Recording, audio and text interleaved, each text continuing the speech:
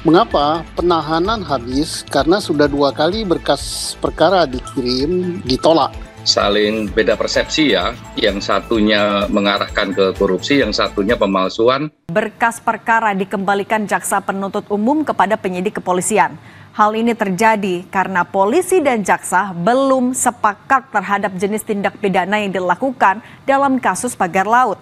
Jaksa menilai kasus pagar laut adalah kasus korupsi. Sebaliknya, polisi tetap pada pendapatnya bila kasus ini hanya sebatas tindak pidana pemalsuan dokumen. Di awal kasus pagar laut, publik sudah dibuat bertanya-tanya saat investigasi yang dilakukan Kementerian Kelautan dan Perikanan atau KKP tiba-tiba berhenti. Bersamaan dengan polisi menetapkan kepala dan sekretaris desa Kohot sebagai tersangka.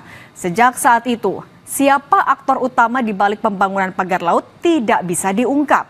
Tambah lagi, investigasi KKP juga tidak menyebut perusahaan-perusahaan dan individu pemilik surat hak guna bangunan atau SHGB yang berada di area pagar laut tersebut.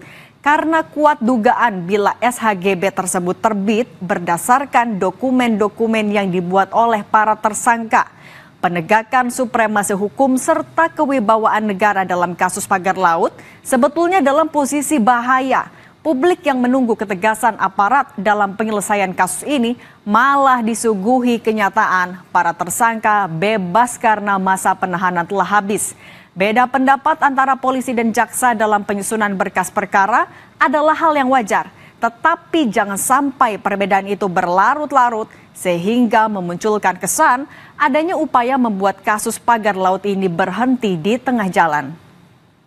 Pak Susno, kalau habisnya masa tahanan yang berujung pada penangguhan itu adalah hal yang memang sudah diatur. Tapi kalau penangguhan karena masih ada perbedaan pemahaman antara jaksa dan juga dengan polisi sampai masa tahanan habis itu adalah sesuatu yang bisa diterima.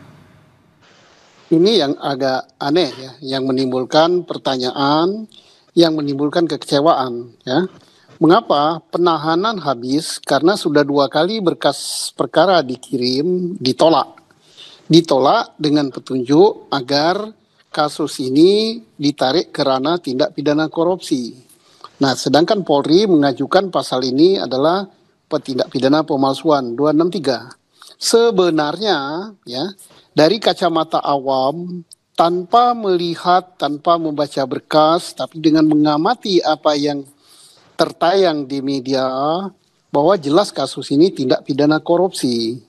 Mengapa demikian? Tidak mungkin seorang kepala desa menerbitkan berbagai surat palsu agar laut bisa disertifikatkan kalau tidak ada sesuatu yang didapat atau sesuatu yang dijanjikan.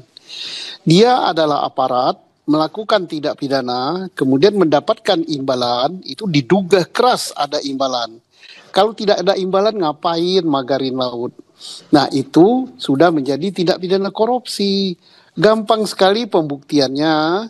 Dari awal saya katakan bahwa tindak pidana ini tidak perlu disidik oleh markas besar. Level Polres saja bisa gitu.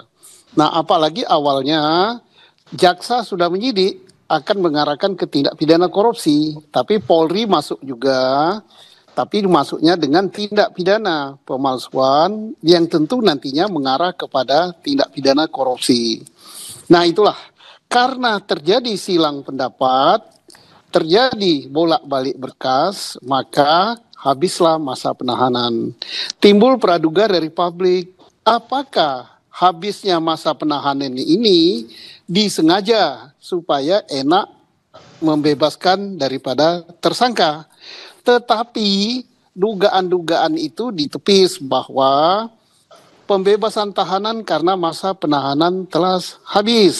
Sehingga secara hukum itu benar. Tetapi secara keadilan dan secara keadilan publik itu tidak benar. Okay. Karena apa?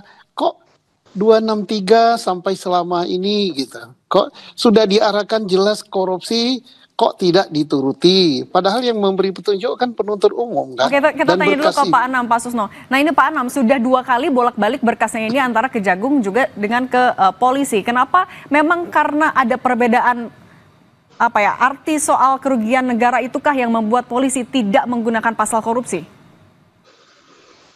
Iya, kalau kita membaca agak detail ya, berita-berita yang ada itu kan memang saling beda persepsi ya. Yang satunya mengarahkan ke korupsi, yang satunya pemalsuan, dan polisi juga lagi berproses soal korupsinya, terutama gratifikasi di Kortas Tipikor. Nah, apapun itu sebenarnya menurut saya sih sudahlah. Ini kan kasus publik gitu ya.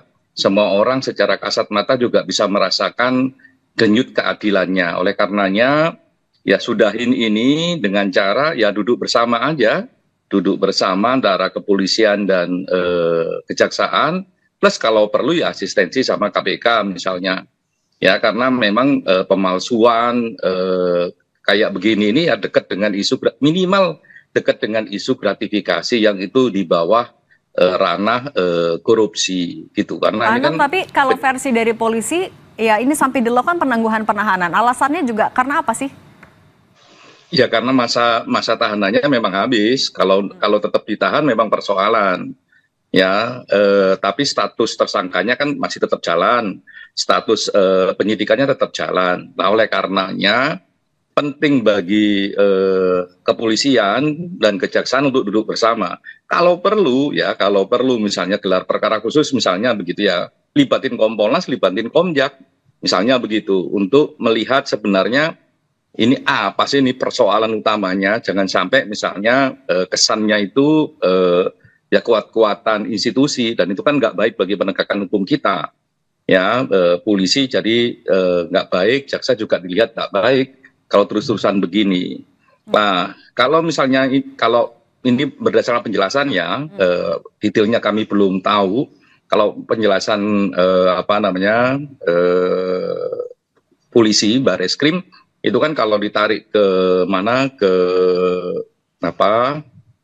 korupsi, nggak ada kerugian negara. Iya, korupsi kan tidak hanya soal kerugian negara, gratifikasi juga iya, gratifikasi kan tanpa kerugian negara juga iya, memungkinkan itu. Tapi apapun itu, kalau menurut saya memang dua institusi ini harus duduk. Kalau perlu memang asistensi sama KPK, agar apa kasus ini bisa dibuka seterang-terangnya dan tidak hanya berhenti di level kelurahan, kecamatan, petugas lapangan di urusan ATR BPN, kan sementara tersangkanya itu aja.